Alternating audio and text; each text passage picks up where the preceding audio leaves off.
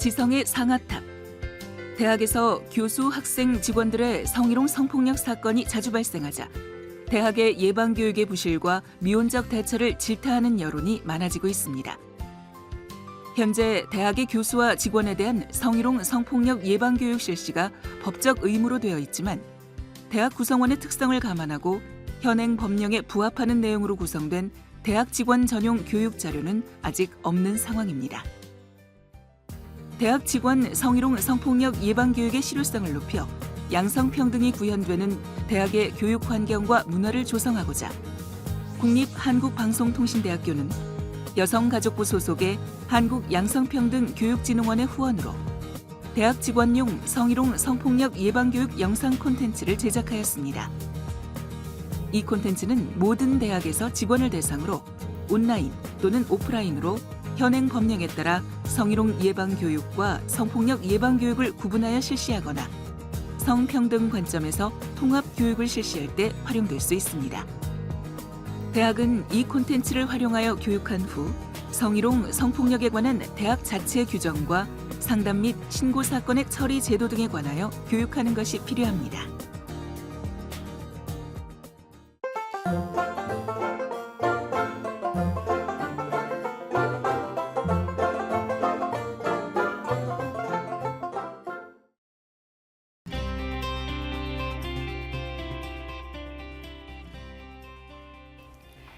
안녕하세요. 대학 직원 성희롱 성폭력 예방 교육의 진행을 맡은 아나운서 김민지입니다. 네, 공동 진행을 맡은 아나운서 김호수입니다. 네, 대학이라면 지성인들이 많은 곳으로 여겨지는데요.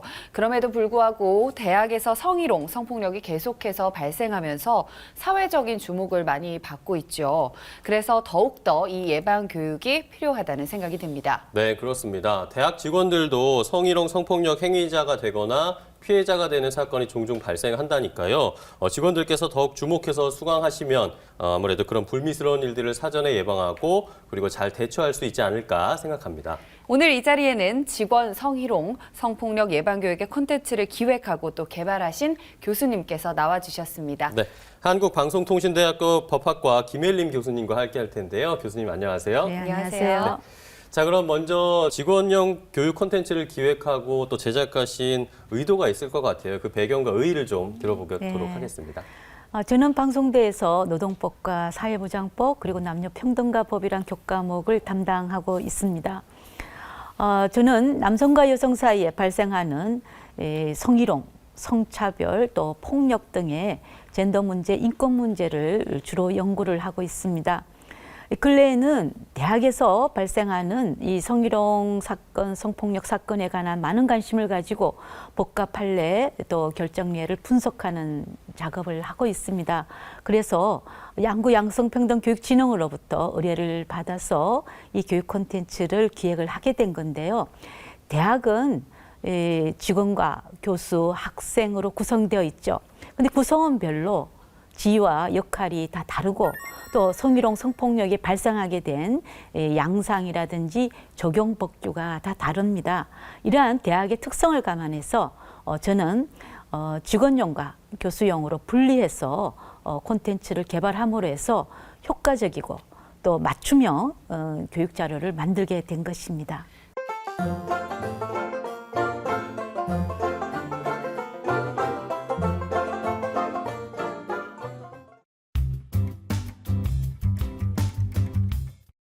네, 그럼 이제부터 본격적으로 직원 성희롱, 성폭력 예방 교육의 기본 과정을 시작해 보도록 하겠습니다. 가장 먼저 이 성희롱과 성폭력이란 어떠한 행위를 말하는가라는 개념 정의부터 시작해 봐야 할 것 같은데요. 네, 성폭력은 상대방이 원하지 않는 성적인 말과 행동을 수반한 모든 폭력 행위를 말합니다. 그 중에서 성폭력 범죄는 피해자와 또 사회에 미치는 악영향이 크기 때문에 형사처벌이 되는 범죄 행위를 말하고요. 또 성희롱이라면 업무와 관련하거나 지위를 이용해서 행한 성폭력을 말합니다. 네, 그렇군요. 자, 그렇다면 성희롱과 성폭력의 법적 개념도 명확한지가 좀 궁금합니다. 아무래도 좀 복잡하고 어려울 것 같은데요.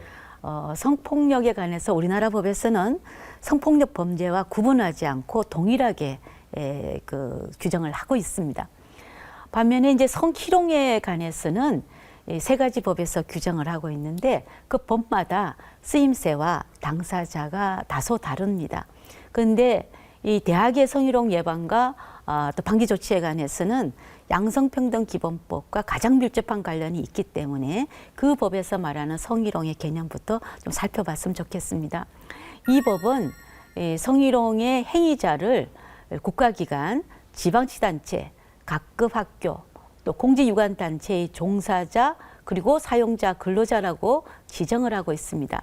대학 교수 또 직원은 바로 이 각급 학교의 종사자가 되는 거지요. 상대방은 그 업무, 고용, 그 밖에 관계에 있는 사람이 됩니다. 여기에 교직원과 학생이 포함이 되는 것입니다. 이 법에서 말하는 성희롱이 되려면 이러한 행위자가 업무와 관련하거나 지위를 이용해서 성적 요구나 언동을 하는 것이 있어야 됩니다. 그리고 행위의 유형에는 세 가지가 있습니다. 그 하나는 성적 언동으로 상대방에게 성적 굴욕감이나 혐오감을 느끼게 하는 행위입니다. 또는 성희롱을 거부한 것을 이유로 불이익을 주는 행위죠. 또 하나는 그게 성적 언동에 따르는 것을 조건으로 이익을 주겠다는 의사표시를 하는 것입니다. 네. 그러면 어떤 행동을 했을 때 이 성폭력 범죄가 해당이 되는지 좀 궁금한 상황인데요. 구체적인 내용을 좀 알려주실까요? 네. 성폭력처벌법은 성폭력 범죄의 유형을 33가지로 열거하고 있습니다. 그 범죄를 살펴보면 강간, 추행, 간음, 음란, 또 성적 목적을 위한 공공장소 침입행위, 성적 목적을 위한 촬영죄로 구분이 되고 그 관련 죄들로 구성이 되어 있습니다. 네, 그렇다면 교수님, 성희롱의 유형은 어떻게 다른지 궁금하거든요. 성희롱에는 그 수단에 따라서 음담패설 등의 말을 하는 언어적 성희롱이 있고요. 또 신체 접촉을 하는 육체적 성희롱, 또 음란물을 게시하거나 보여주는 시각적 성희롱도 있습니다. 환경형, 보복을 하는 보복형, 그리고 조건형 이렇게 구분하기도 합니다. 네, 아무래도 이렇게 국가가 법으로까지 예방교육 실시를 의무화하고 있는 것을 보니까 굉장히 중요하고 또 중대한 사항이라는 것을 좀 느낄 수가 있는데요. 성희롱, 성폭력의 문제는 무엇인지 이제 좀 알아봐야겠고 특히 대학에서 발생된 경우 어떤 문제가 있는지 짚어주셔야 될 것 같아요. 네. 성희롱, 성폭력에 있어서 공통적으로 발생하는 문제가 상대방의 감정이나 인권을 존중하고 배려하는 의식이 부족하다는 점입니다. 그래서 상대방에게 인간으로서의 존엄과 가치, 행복을 추구할 권리를 침해하죠. 특히 이 성적인 언동에 대해서 스스로 자율적으로 결정할 수 있고 원하지 않는 성적 언동을 받지 아니할 성적 자기결정권을 침해하는 문제를 발생시킵니다. 두 번째는 성희롱이라든지 성폭력이 주로 힘이나 권력의 차이에서 발생한다는 것입니다. 그렇게 함으로 해서 상대방에게 굴욕감 또 무력감을 주죠. 그리고 불이익도 주고요. 그래서 성희롱, 성폭력을 권력형 또 성범죄 또는 가치 우월적 지위를 가진 자들에 의한 성범죄 이렇게 표현하기도 합니다. 세 번째는 주로 남녀 불평등한 가부장적 사회 문화에서 발생을 한다는 것입니다. 피해자의 절대 다수가 여성이라는 사실이 밝혀지고요. 그다음에 여성들이 대한 폭력과 차별의 문제로 이어져서 양성평등에도 어긋난다는 것입니다. 네, 성희롱은 업무와 관련해서 이루어지는 성폭력이라고 말씀을 해주셨잖아요. 자, 그렇다면 이제 성폭력 문제뿐만 아니라 업무와 관련해서 발생되는 또 특유의 문제가 있을 것 같습니다. 이런 건 또 어떤 양상이 있을까요? 네, 그렇죠. 성희롱은 권위주의적인 위계 질서가 강한 직장이나 학교에서 많이 발생을 합니다. 누가 행위자가 되냐 하면 고난이 많고 지가 높은 사람들이 하죠. 대학에서는 주로 이제 교수들이 하게 되는 것이고요. 상대방은 취약한 지위를 가진 사람들, 특히 비정규직이라든지 학생들을 대상으로 하는 경우들이 이제 많이 발생을 하게 됩니다. 그리고 업무와 관련한 인권을 침해하게 되는데요. 이것은 노동권이라든지 또는 학습권, 교권의 침해가 되는 것입니다. 업무상의 불이익이라든지 이 업무의 환경을 악화시키는 그러한 업무상의 피해도 주고 있습니다. 그러므로 성폭력, 성희롱, 그리고 권력 남용의 문제, 젠더 문제가 결합해서 발생하는 것이 바로 이제 성희롱인데, 문제는 피해자와 행위자가 직장이나 학교와 같이 상시 대면을 해야 되기 때문에 스트레스라든지 이 피해가 더 가중되는 그런 문제가 있습니다. 그럼 업무상의 불이익으로까지 이어지기 때문에 이 성희롱을 성차별로 보는 관점도 맞는 거네요. 그렇죠. 왜냐하면 성차별이란 합리적인 이유 없이 성과 관련해서 불이익을 주는 것이 않습니까? 그런데 성희롱은 업무의 능력이라든지 성과에 관계없이 성적 운동을 거부한 것을 이유로 불이익을 주기 때문에 성차별에 해당이 되죠. 또한 이 피해자의 절대 다수가 여성인 사실이기 때문에 성차별로 보고 있죠. 네. 자, 그렇다면 교수님, 이 성희롱이 행위자, 그리고 혐의자, 그리고 사업장에 구체적으로 어떤 악영향을 미치는지도 좀 알고 싶습니다. 네. 행위자가 된다거나 또는 혐의자로 몰리게 되면 심한 이제 도덕적인 비난을 받게 되고, 또 직장이나 학교의 직위를 잃어버릴 수도 있고요. 그러니까 업무의 능력을 발휘할 수가 없고 가정생활이나 직장생활을 수행하기가 어려운 문제들이 생깁니다.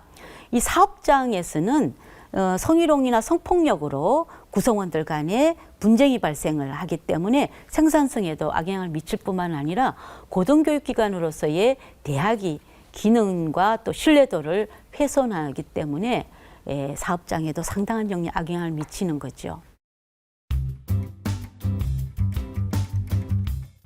네, 이렇게 해서 지금까지 성희롱과 성폭력의 의의와 또 유형에 대해서 살펴봤는데요. 이제는 대학 성희롱 성폭력의 특성과 문제에 대해서 살펴보도록 하겠습니다. 교수님, 먼저 이 대학 성희롱 성폭력이란 구체적으로 어떠한 행위를 말하는지요? 네, 대학에서 구성원인 교수, 직원, 또 학생 상호 간에 그 성희롱과 성폭력을 다 포괄해서 말을 합니다. 네. 그런데 교수님, 대학은 아무래도 일반적으로 근로자와 사용자 등 고용과 관련된 인간관계에서 발생하는 직장 내 성희롱 혹은 성폭력과는 조금 다른 특성이 있을 것 같거든요. 어떤가요? 네, 그렇죠. 대학은 사업장이면서도 고등교육기관이고요. 교수와 직원에게는 일터이죠. 또 학생들에게는 배움터이기도 합니다. 그런데 대학에서 교수와 직원, 학생은 각기 그 지위와 역할이 매우 다릅니다. 이러한 대학의 특성에 따라서 성희롱과 성폭력이 문제의 양상이라든지 발생 양상, 분쟁의 양상, 그리고 법적 분쟁의 양상에서 일반 직장과는 사뭇 다른 특성이 보이고 있습니다. 자, 그럼 이번엔 대학 성희롱 성폭력의 특성은 어떻게 초래되고 그 문제 양상과 발생 양상은 어떻게 일어나는지, 또 아울러서 분쟁 과정에서 어떤 양상의 특성을 나타내는지를 화면을 통해서 함께 확인해 보겠습니다. 대학 성희롱 성폭력의 문제 양상을 보면 교수, 직원 사이에 발생하는 직장 내 성희롱 성폭력의 문제와 교수, 직원, 학생 사이에 발생하는 학교 성희롱, 성폭력 문제가 복합되는 특성이 있습니다. 이에 따라 인권 문제와 노동 문제 외에 교육 문제가 중첩됩니다. 즉, 피의자 개인의 인격권과 성적 자기 결정권 등의 인권 침해와 노동권의 침해, 업무 환경 악화, 노사 분쟁 등의 노동 문제뿐 아니라 교권과 학습권의 침해, 사제치 간의 신뢰와 대학 질서의 붕괴, 대학의 운영과 신뢰도 훼손 등의 교육 문제가 발생됩니다. 대학 성희롱 성폭력의 발생 양상을 보면 남성 교수들에 의해 발생하는 경우가 많은데, 피해자는 주로 여학생이지만 여성 조교와 직원, 동료 여성 교수와 남학생이 대상이 되는 사건도 발생합니다. 대학 직원들의 사건은 주로 직원들 사이에서 많이 발생하는데, 특히 상급자인 남성 직원이 하급자인 여성 직원을 대상으로 하는 사건이 많습니다. 대학에서 학생 사이의 사건이 많이 발생하는데, 특히 선배 남학생이 후배 여학생을 대상으로 하는 경우가 많습니다. 최근 대학생들 사이에 단톡방, SNS 등으로 여학생이나 여교수를 성적으로 비하하는 일들이 유행처럼 번져 충격을 주고 있습니다. 대학 성희롱 성폭력의 분쟁 양상을 보면 집단화, 사회 문제화되는 특성이 있습니다. 대학의 교수협의회, 노동조합 또는 직장협의회, 학생회 등의 조직체가 있어 교직원이 성희롱, 성폭력을 하면 이러한 조직체들이 주도하여 적극적이고 집단적으로 항의를 하는 경우가 많습니다. 특히 학생들은 비상대책기구를 만들어 수업 거부, 퇴진 요구 등의 시위를 하고 언론이나 SNS에 알리고 시민단체의 조력을 받는 경우가 종종 있습니다. 네, 화면을 통해서 대학 내 성희롱, 성폭력의 분쟁 양상에 대해서 살펴봤는데요. 이번에는 법적 분쟁은 어떠한 특성이 있는지 궁금합니다. 교수님께서 좀 설명 부탁드리겠습니다. 네, 대학에서 발생하는 성희롱, 성폭력에 관한 판례와 결정 내 또는 사건들을 수집을 했습니다. 총 266건을 수집했는데요. 이것은 우리나라 최초의 성희롱 소송이 이 판례가 나온 것이 1994년 4월입니다. 그래서 그때부터 2017년 11월까지 모은 것입니다. 분석을 해보니 5가지 특성을 발견했습니다. 하나는 우리나라 지금 현재 일반 대학이 190개 정도쯤 되는데요. 70%가 성희롱, 성폭력과 관한 법적 분쟁에 휘말려 있다는 사실입니다. 두 번째는 이러한 법적 분쟁에 있어서 행위자나 또는 혐의자가 누구인가를 살펴봤더니 교수가 91%가 됩니다. 그 외에 직원이 5.3% 정도쯤 되고요. 그리고 또 법적 분쟁 형태는 소송, 교원 소청 심사 청구, 고소, 진정, 부당 징계 구제 신청 되는데 소송이 많고요. 근데 또 특이할 사항은 이러한 법적 분쟁, 특히 소송을 누가 제기하느냐 하는 것입니다. 피해자보다도 성희롱의 행위자나 혐의자로 2.5배 정도 더 많다는 사실입니다. 그리고 이 대학은 다른 일반 직장보다도 법적 분쟁이 다양화되고 장기화되는 특성도 있습니다.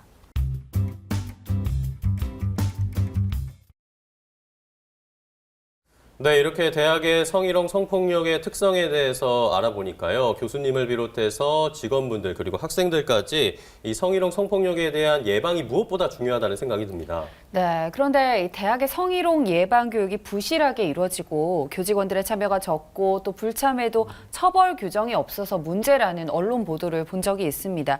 저는 이 예방 교육이 실효성 있게 이루어지고 교직원들의 참여도를 높이기 위해서는 성희롱, 성폭력 예방 교육을 왜 교직원들이 받아야 하는지에 관한 공감이 필요하고 또 이에 따른 여건도 마련되어야 할 것 같다는 생각이 들거든요. 어떤가요, 교수님? 그렇죠.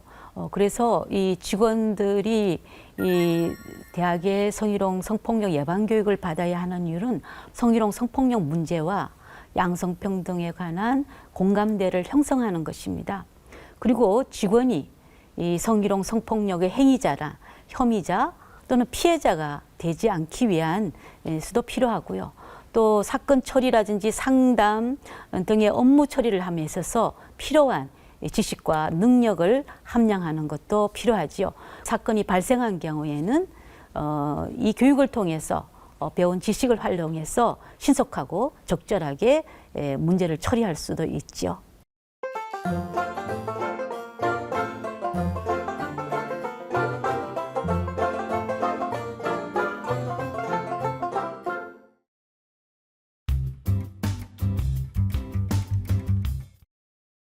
자, 그럼 이번에는 대학 직원 성희롱, 성폭력 예방 교육의 심화 과정을 진행해 보도록 하겠습니다. 우선 대학 성희롱, 성폭력 관련 법령에는 어떤 것들이 있을까요? 네, 다양한 법령이 있습니다. 근데 그 중에서 양성평등기본법은 성희롱, 남녀고용평등법은 직장 내 성희롱, 성폭력방지법은 성폭력에 관해서 개념을 규정하고 예방교육과 방지조치, 피해자의 보호, 행위자에 대한 제재에 관해서 규정을 하고 있습니다. 국가인권위원회법도 성희롱의 개념에 대해서 규정하고 있는데요. 그것은 국가인권위원회가 조사하고 처리할 수 있는 그러한 개념을 정한 거지요.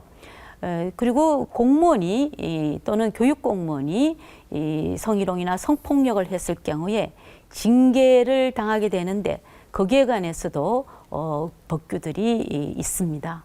네, 교수님 그러면 이렇게 대학 성희롱 성폭력에 관한 법이 지향하는 바를 좀 정리를 해주시면 좋을 것 같아요. 그럼 저희가 이해가 훨씬 수월할 것 같은데요. 그렇죠. 성희롱 성폭력에 관한 법령에서 가장 중요한 것은 피해자의 관점과 인권을 중시한다는 것입니다. 두 번째는 대학이 성희롱 성폭력에서 적극적으로 예방할 것과 분쟁이 생겼을 경우에 자율적으로 대학 내에서 해결하도록 요구하는 것입니다. 세 번째는 교수와 또 공무원에게 사건의 행위자가 됐을 경우에 엄중한 징계를 하는 것입니다. 그리고 정부가 적극적으로 개입하는데 특히 여성가족부의 행정 지도와 지원이 강화되고 있습니다.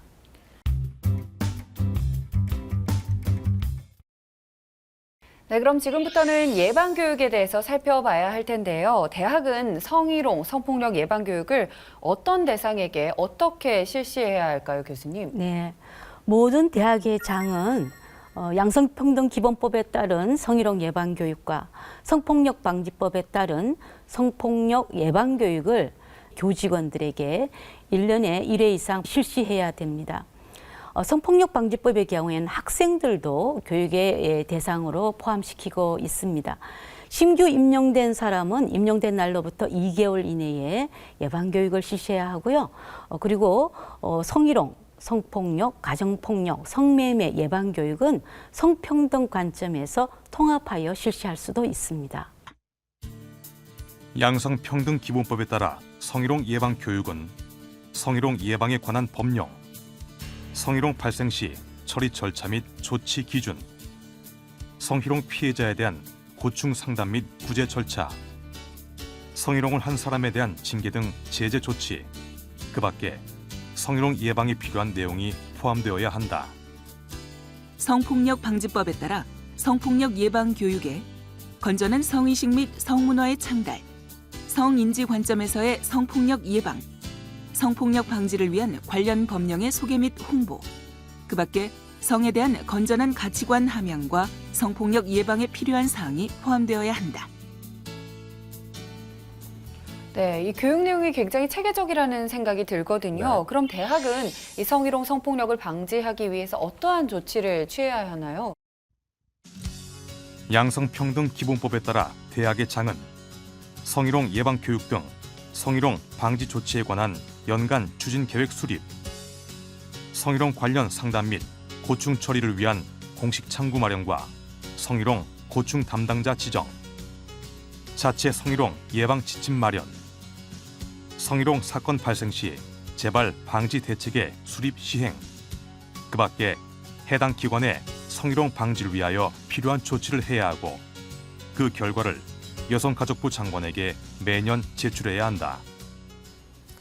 자, 그럼 이번에는 정부가 대학의 성희롱 성폭력을 방지하기 위해서 어떤 조치를 취해야 하는지 살펴보도록 하겠습니다. 네, 여성가족부 장관은 대학이 제출한 성희롱 예방교육과 방지 조치의 실적을 점검을 매년 해야 되고요. 그 점검 결과를 여성가족부의 홈페이지나 언론에 공표를 해야 합니다. 그리고 만일에 그 방지 조치가 부실하게 이루어졌다고 판단이 되면 그 기관의 관리자에게 특별 교육을 실시를 해야 됩니다. 그리고 여성가족부 장관은 대학이 성희롱 사실을 은폐한다거나 또는 고충 처리 과정에서 피해자의 수호권이라든지 또는 노동권을 침해한 것이 발견이 된 경우에는 그 사실을 대학의 장에게 알리고 관련자를 징계하도록 요구할 수 있고요. 교육부 장관에게는 대학의 그 평가를 할 때 반영하도록 요구할 수도 있습니다. 네. 그럼 이 성폭력 방지를 위해서 대학이 해야 할 조치도 법에서 규정하고 있는 건가요? 네. 성폭력 방지법은 피해자의 보호를 위한 조치에 대해서 자체 예방 지침을 만들도록 규정을 하고 있고요. 성희롱의 경우와 같이 여성가족부 장관이 점검하고 관리자에 대한 특별 교육을 실시를 하는 것도 규정을 하고 있죠. 그 외에 전문 강사를 양성하고 교육 프로그램을 개발해서 교육을 실시하는 기관을 지원하도록 규정을 하고 있습니다.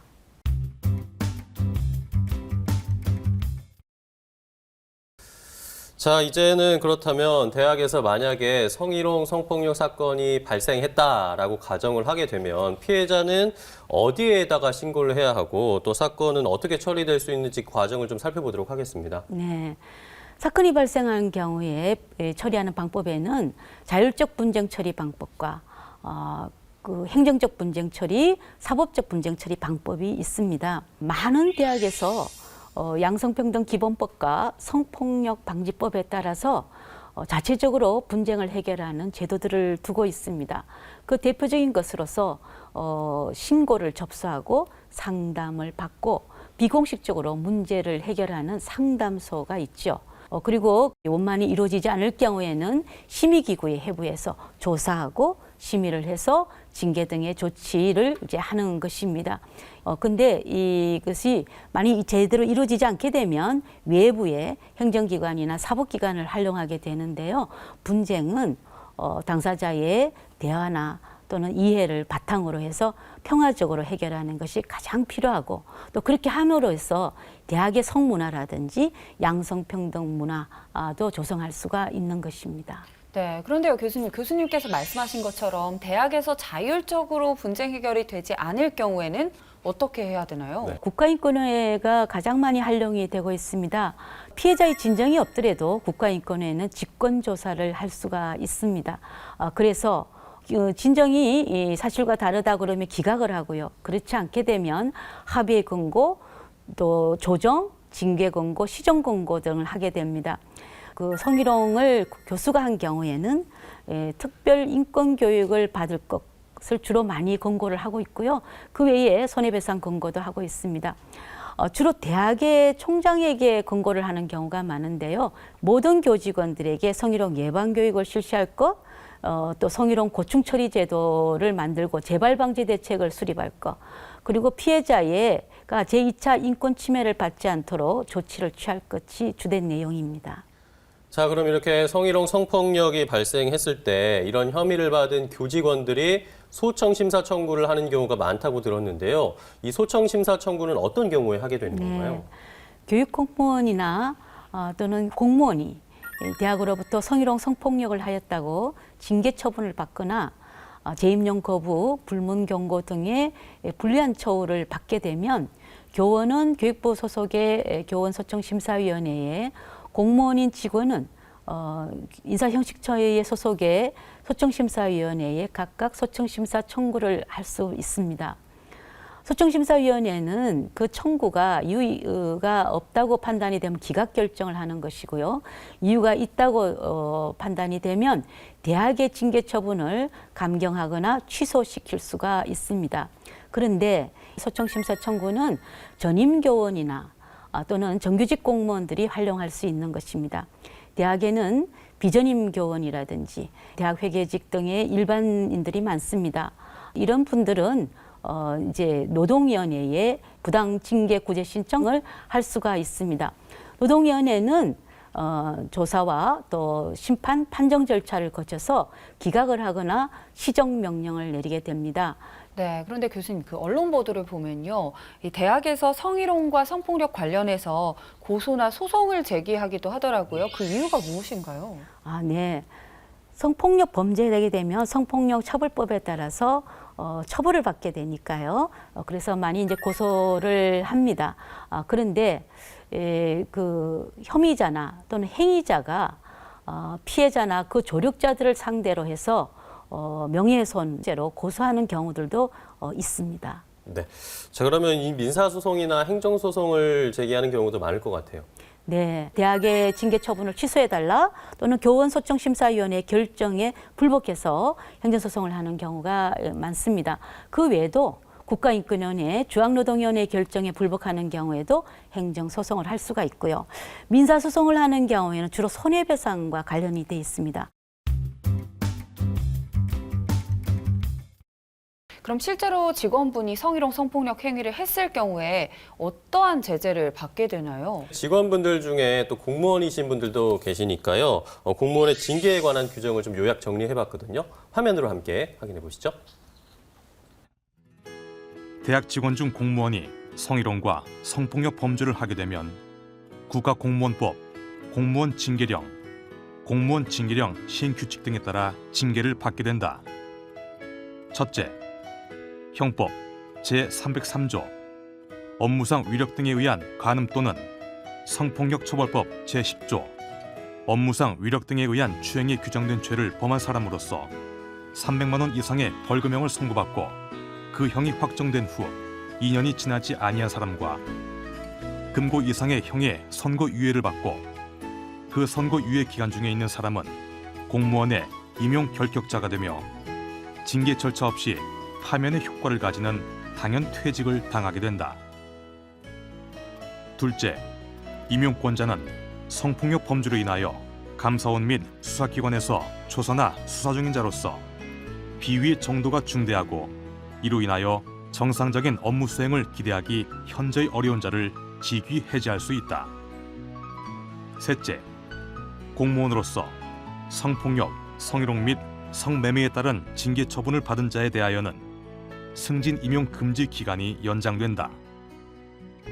넷째, 성희롱이나 성폭력 범죄로 징계 대상자가 된 공무원이 훈장, 표창을 받거나 모범 공무원으로 선발된 공적이 있더라도 징계를 감경받을 수 없다.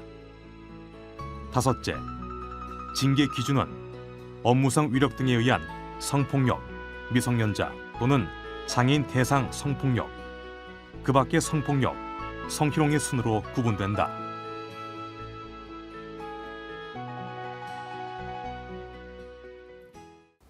네, 그렇다면 이 사립대학의 교직원 같은 경우에도 동일한 징계 기준을 적용을 받게 되는 건가요? 그렇지는 않고요. 교직원 중에서 사립대학의 교수들은 교육공무원의 임용 결격과 당년 퇴직 사유는 준용을 받습니다. 그러나 사립대학 교직원은 공무원이 아니고 또 교육공무원도 아니기 때문에 사립학교법과 또는 사립대학이 자체적으로 정한 그 규정에 따라서 처리됩니다. 네, 직원들이 성폭력 범죄로 고소를 당하는 경우도 종종 볼 수가 있는데 만약에 이렇게 고소를 해서 유죄가 인정된다면 어떤 처벌을 받게 됩니까? 네, 성폭력 처벌법에 따른 이제 형사 처벌을 받게 되는데요. 네. 동시에 재범 예방에 필요한 수강 명령이라든지 성폭력 치료 프로그램의 명령도 받게 됩니다.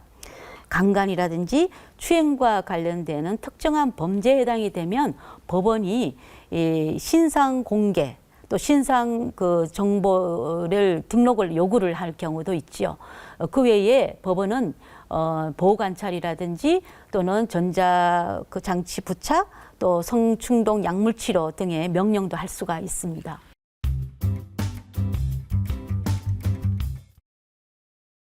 네, 그런데요, 교수님, 저는 이 성희롱이나 성폭력을 당한 피해자가 과연 구체적으로 어떤 보호를 받을 수 있는지가 가장 궁금하거든요. 네, 이 양성평등기본법과 또 그 성폭력 방지법은 대학에게 피해자 보호, 고충 상담 등을 포함한 자체 예방 지침도 마련하고 또 제도를 만들도록 요구를 하고 있습니다.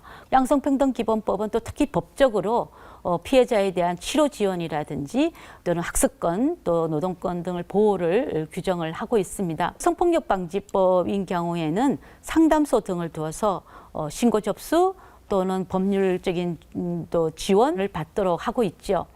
남녀고용평등법인 경우에는 피해자에 대한 불리한 처우를 금지하는 것을 규정을 하고 있는데요. 2017년 11월 28일 날 이 피해자 보호를 강화시키기 위해서 개정을 했습니다. 이제 그 내용들을 한번 살펴볼까요? 첫째, 사업주는 직장 내 성희롱과 관련하여 피해를 입은 근로자 또는 피해를 입었다고 주장하는 근로자가 조사 과정에서 성적 수치심 등을 느끼지 않게 하여야 한다. 둘째, 사업주는 직장 내 성희롱 발생 사실이 확인된 때에는 피해 근로자가 요청하면 근무 장소의 변경, 배치 전환, 유급 휴가 명령 등 적절한 조치를 하여야 한다. 셋째, 사업주는 성희롱 발생 사실을 신고한 근로자 및 피해 근로자의 의사에 반하는 불리한 처우를 하여서는 아니 된다. 넷째, 사업주는 근로자가 업무와 밀접한 관련이 있는 자가 업무 수행 과정에서 성적인 언동 등을 통하여 근로자에게 성적 굴욕감 또는 혐오감 등을 느끼게 하는 피해를 주장하거나 고객 등으로부터의 성적 요구 등에 불응한 것을 이유로 해고나 그 밖에 불이익한 조치를 하여서는 아니 된다. 다섯째, 직장 내 성희롱 발생 사실을 조사한 사람, 조사 내용을 보고받은 사람 또는 그 밖에 조사 과정에 참여한 사람은 해당 조사 과정에서 알게 된 비밀을 피해 근로자 등의 의사에 반하여 다른 사람에게 누설하여서는 아니 된다.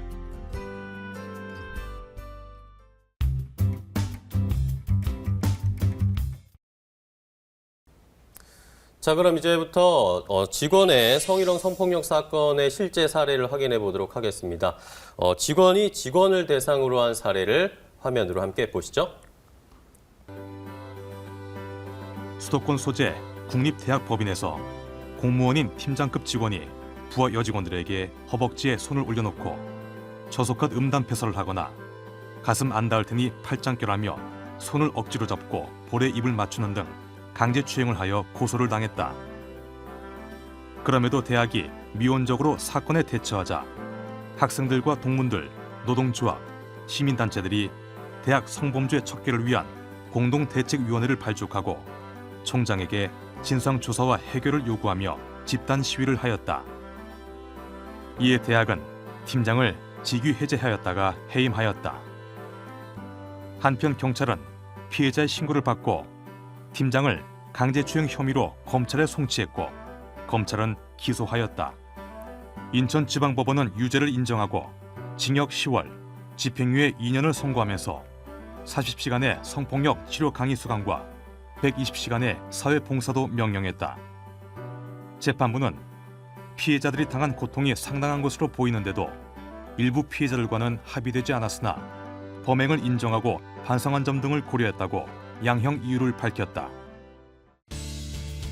A대학의 B캠퍼스에서 근무하는 여성 청소노동자 4명은 대학 관리직원이 지속적으로 음담패설과 성추행을 하였다며 관리직원과 총장을 피진정인으로 하여 국가인권위원회에 성희롱 진정을 하였다.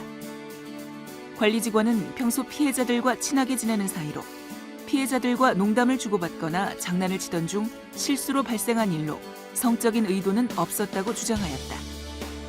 대학은 징계위원회를 개최하여 관리 직원에 대한 진술을 청취하고 특별조사팀을 구성하여 사건을 조사하여 그 관리 직원이 청소 노동자들을 성희롱한 것으로 확인한 후 성희롱 및 품위 유지 위반 사유로 감봉 2개월 및 승급 승진 제한 12개월의 징계 처분 조치를 하였다. 또한 피진정인을 피해자들의 근무지로부터 분리하기 위해 C캠퍼스로 전보 조치하였다. 아울러 성희롱 예방 및 방지를 위해 대학의 모든 구성원을 교육 대상으로 하는 성희롱 방지 조치 기본 계획을 수립하였다. 국가인권위원회는 피진정인이 피해자들에 대한 성적 언동이 일회적인 것이 아니었고 이러한 성적 언동이 사회 통념상 일상적으로 허용되는 단순한 농담 또는 호의적인 언동의 범주를 넘어 피해자들로 하여금 성적 굴욕감이나 혐오감을 느끼게 함과 동시에 피해자들의 근무 환경을 악화시키기에 충분하다고 판단하였다. 따라서 엄중하게 책임을 물어야 하겠으나 대학이 이미 징계와 분리 조치를 하였다는 이유로 피진정인에게 유사한 사례가 재발되지 않도록 국가인권위원회가 주관하는 특별 인권교육을 수강할 것을 권고하였다. 네, 그럼 이번에는 직원이 여학생을 대상으로 한 사례를 함께 보시겠습니다. 여학생은 부학생 회장으로서 대학 환경위원들의 처우 개선을 위하여 노동조합원들과 함께 총무처장과의 면담을 요구하였는데 총무와 주임이 조합원들과 학생들을 맡고 끌어내는 과정에 자신의 가슴과 허리 등을 만져 지금 뭐 하는 거냐, 이거 성희롱인 거 모르냐, 사과하라라고 큰 소리로 말했음에도 아랑곳하지 않아 성적 굴욕감을 느꼈다며 국가인권위원회에 진정하였다. 국가인권위원회는 진정인이 문제를 제기하며 사과를 요구하자 진정인에게 그래 미안하다, 실수로 그랬다며 사과한 사실이 있는 점, 처장실 진입 당시 현장에 있던 사람들의 목격 증언이 있는 점, 이 사건 발생 이전에도 피진정인에 대해 성희롱 문제 제기가 있었던 점 등 여러 정황이 비추어 볼 때 진정이 사실에 기초하였다고 판단하였다. 그리고 피진정인에게 국가인권위원회가 주관하는 특별인권교육을 수강할 것을 권고하였고, 아울러 총장에게 피진정인에 대해 경고 조치할 것과 재발 방지 대책을 마련할 것을 권고하였다.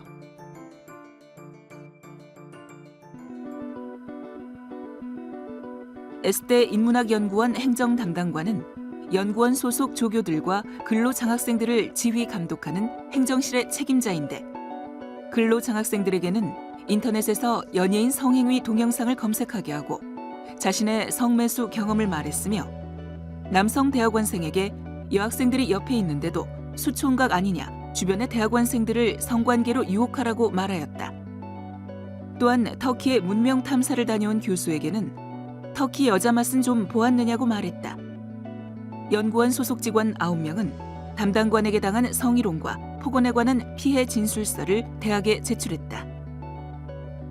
행정 담당관은 대학이 감봉 2개월의 징계를 하자 부당하다며 서울지방노동위원회에 부당징계 구제 신청을 하였고, 기각되자 중앙노동위원회에 재심 신청을 하였다.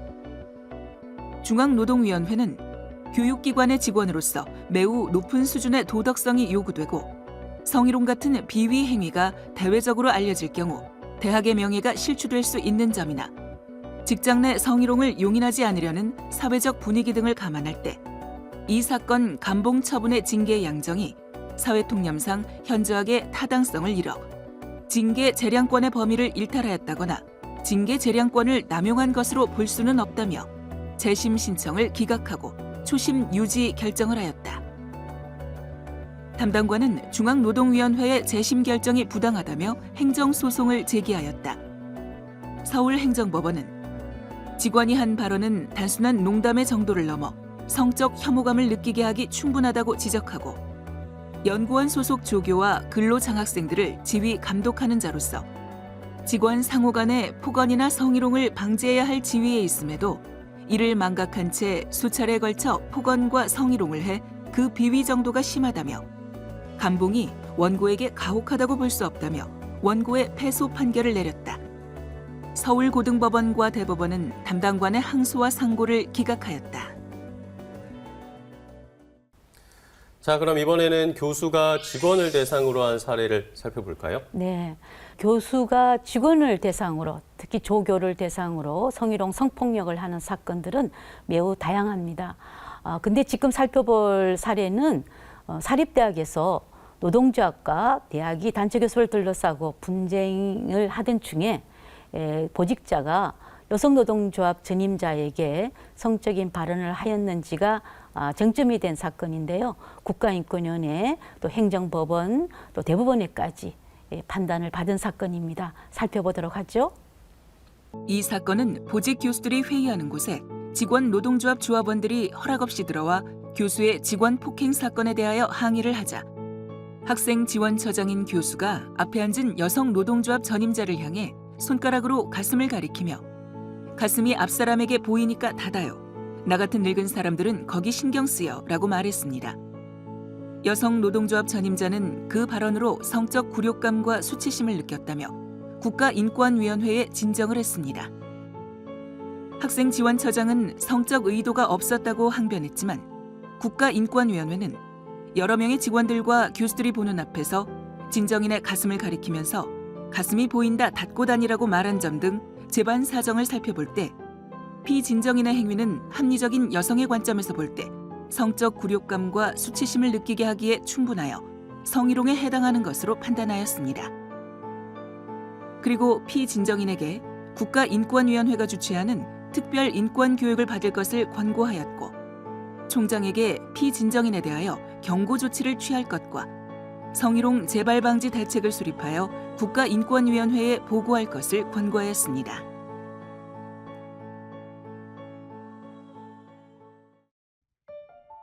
S대 치의학전문대학원 교수는 교내 연구실에서 연구실 조교에게 여러 차례 추행한 혐의로 강제추행죄와 업무상 위력 등에 의한 추행죄로 기소당하였다. 교수는 1심에서 징역 1년 6개월에 집행유예 2년을 선고받았고, 서울중앙지법 형사 2부는 교수의 항소를 기각하고 1심과 같은 형을 선고하였다. 항소심 재판부는 강제추행은 상대방의 의사에 반하는 유형력의 행사가 있는 이상 그 힘의 강약에 불문하고 위력의 경우 사회적, 경제적, 정치적인 지위나 권세를 이용하는 것도 가능하다며 강제추행 내지 업무상 위력에 의한 추행을 인정한 원심 판단은 정당하다고 밝혔다. 그리고 피해자가 사건 현장에서 아무 일 없었던 듯 행동하거나 교수를 피하지 않고 침묵했다고 해서 그런 행위를 받아들일 의사가 있었다고 단정할 수 없다고 판단하였다. 또한 교수는 평상시에도 친근감의 표시로 대학원생들을 툭툭 건드리거나 어깨를 치는 행위를 한 것으로 보이는데 이 같은 경우도 추행에 해당할 수 있다고 판시했다.